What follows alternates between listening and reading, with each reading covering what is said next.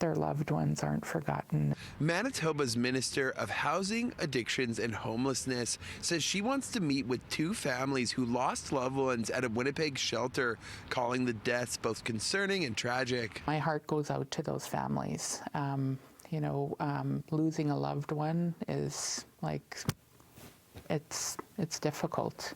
It's concerning, of course, as a government, whenever something like that happens. And Nadinaway does amazing work as, Main Street Project, as Salome Mission, supporting, our most vulnerable. In an exclusive interview with City News, Minister Bernadette Smith called the deaths of both Cheryl Whitford and Floyd Flett a tragic loss.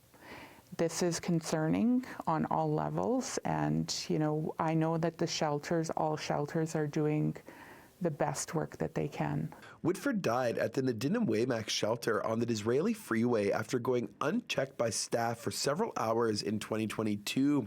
And Flett would die in 2023 after being struck numerous times in the head on the shelter's front steps. A nearby Sabe Peace Walker, one of 6 partners at the shelter, failing to intervene. Both Flett and Whitford's family want public inquests into the fatal incidents to get answers and prevent future deaths, saying she has spoken personally to the Nadinaway executive and is confident the best course of action has been taken.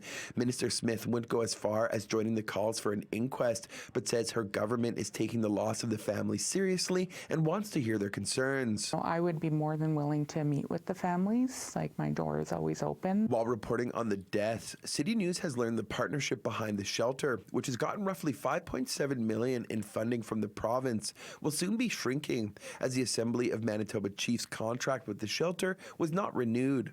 The organization, who once played an oversight role, out officially as of March 31st, 2024. Sabe Peace Walker Board Chair Brandy Bobbier saying issues with communication and cooperation between AMC and other partner organizations like Sabe have been present.